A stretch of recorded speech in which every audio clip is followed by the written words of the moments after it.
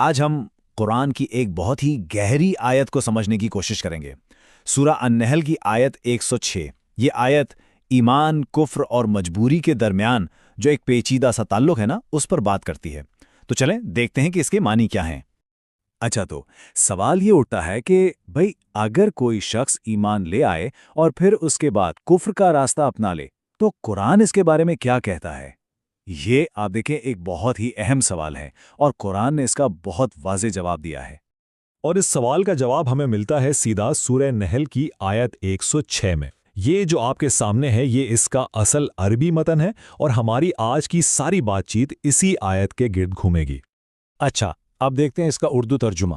جو شخص ایمان لانے کے بعد خدا کے ساتھ کفر کرے، وہ نہیں جو کفر پر زبردستی مجبور کیا جائے اور اس کا دل ایمان کے ساتھ مطمئن ہو، بلکہ وہ جو دل سے اور دل کھول کر کفر کرے، تو ایسوں پر اللہ کا غضب ہے اور ان کو بڑا سخت عذاب ہوگا۔ اب ہم پتہ کیا کریں گے، ہم اس آیت کے ایک ایک حصے کو ذرا کھول کر دیکھیں گے تاکہ اس کا جو اصل پیغام ہے نا وہ بالکل صاف ہو جائے۔ تو سب سے پہلے بات کرتے ہیں مجبوری کے معاملے کی۔ آیت کا آغاز ہی ایک بہت اہم رعایت سے ہوتا ہے، یعنی اس شخص کی بات ہو رہی ہے جسے کفر کرنے پر مجبور کیا گیا ہو۔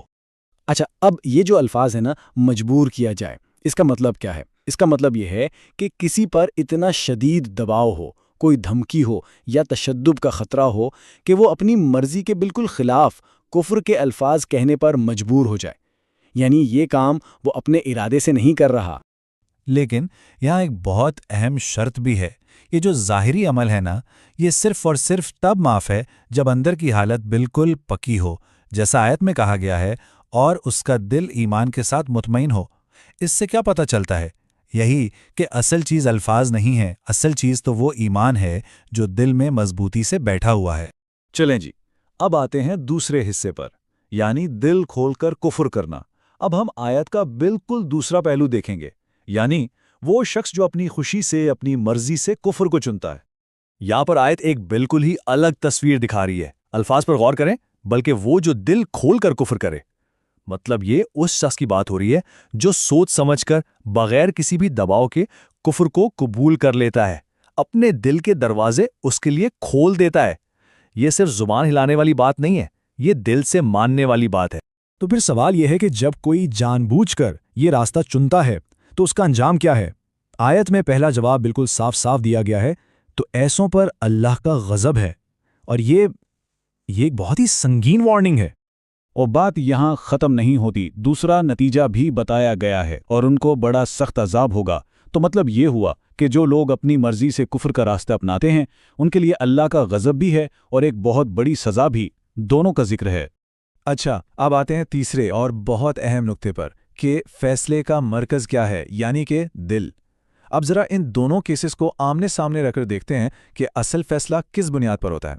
تو سب سے اہم بات کیا نکلی؟ دیکھیں، ایک طرف ہے وہ مجبور شخص، اس کا انکار صرف اوپر سے ہے، زبان سے ہے، جبکہ اس کا دل ایمان سے بھرا ہوا ہے۔ اور دوسری طرف وہ شخص ہے جس کا کفر ہی دل سے شروع ہوتا ہے اور پھر زبان سے بھی ظاہر ہوتا ہے۔ تو یہ آیت بالکل صاف بتا رہی ہے کہ ظاہری عمل اور دل کی حقیقت میں فرق ہے، اور سارا کا سارا زور، سارا دار و مدار دل کی حالت پر ہے۔ تو اب آخر میں اس پوری بات کا خلاصہ کیا ہے؟ اس آیت کا بنیادی سبق کیا ہے؟ آئیے دیکھتے ہیں کہ اس سے ہمیں کیا اہم ترین باتیں سیکھنے کو ملتی ہیں۔ دیکھیں، اس آیت کے جو بنیادی اصول ہیں نا، وہ یہ ہیں۔ پہلی بات، دل کا یقین زبان کے الفاظ سے کہیں زیادہ اہم ہے۔ دوسری بات، مجبوری اور اپنی مرضی کے فیصلے میں زمین آسمان کا فرق ہے۔